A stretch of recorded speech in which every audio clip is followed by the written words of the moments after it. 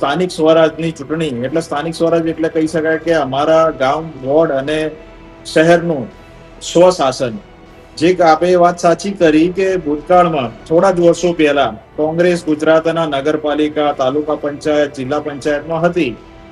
પણ આજ ગુજરાતની જનતાએ નરેન્દ્રભાઈ અને ભૂપેન્દ્રભાઈ અને હર્ષભાઈ સંઘવીના વિશ્વાસ ઉપર વિશ્વાસ મૂક્યો અને એટલા જ માટે ભારતીય જનતા પાર્ટીનું દરેક જગ્યાએ કમળ ખીલ્યું. અને માત્ર ગુજરાતમાં નહીં, સમગ્ર ભારતના 22 રાજ્યો જે એનડીએ શાસિત કહી શકાય, ઘણા રાજ્યો એવા છે કે ભારતીય જનતા પાર્ટીની એકલ સરકાર છે. એટલે આ દર્શાવે છે કે નરેન્દ્રભાઈનું વિઝન ખૂબ જ દૂરંદેશી છે. ગઈકાલે જ વાવ-થરાદ નવનિર્મિત જિલ્લામાં આવ્યા અને 20,000 કરોડ એક જ દિવસમાં જે ગુજરાતની જનતાને એ સમર્પિત કર્યા, જેમાં રેલ આવી જાય છે, રોડ આવી જાય છે, જળ આવી જાય છે.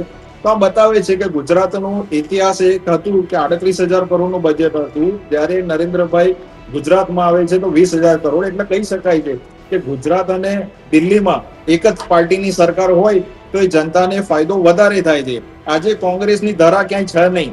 હું આપને કહીશ કે ભારતીય જનતા પાર્ટીના 50,000 બૂથ છે. 50,000 બૂથમાં એક બૂથ લેવલનો કાર્યકર્તા પોતાને એક જવાબદારીપૂર્વક જે કામ આપ્યું હોય એ કામ નિષ્ઠાપૂર્વક નિભાવે છે.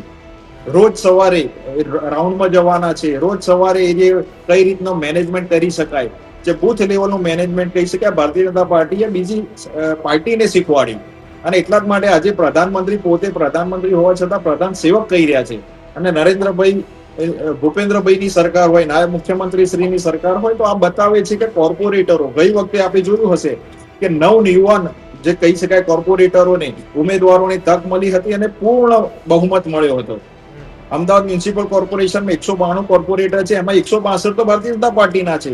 તો આ બતાવે છે કે નગર, નળ, ગટર, રસ્તા કે જેમાં ભારતીય જનતા પાર્ટીએ ખૂબ જ સારું કામ કરેલું છે. આજે 4 લાખથી પણ વધારે બજેટ જે કહી શકાય ગુજરાતના સરકારનું આવેલું છે. તો એમાં કહી શકાય કે સૌથી મોટી મહાનગરપાલિકા જે 18,000 કરોડનું બજેટ થોડા જ સમય પહેલા એને પ્રસ્તુત કર્યું. તો આ બતાવે છે કે જેટલું અમદાવાદ મોટું થતું જાય છે, એમાં પોપ્યુલેશન વધતી જાય છે, માઇગ્રેશન વધતું જાય છે, જો એ સરકાર એ ઘરે ઘરે પહોંચે છે. નવા 28 થી 30,000 ગટર કનેક્શનો આપ્યા. નલ સે જલ યોજના ખૂબ જ સારી સાબિત થઈ કે અમૃત 0.2 માં જે નળ, રસ્તા, ગટર આ બધા નવા જે આયામો છે એને પ્રસ્થાપિત કર્યા. આજે ગુજરાત દિવસે વીજળી આપતું પહેલું રાજ્ય થયું છે ભારતમાં. તો એમને નહીં થયું હોય.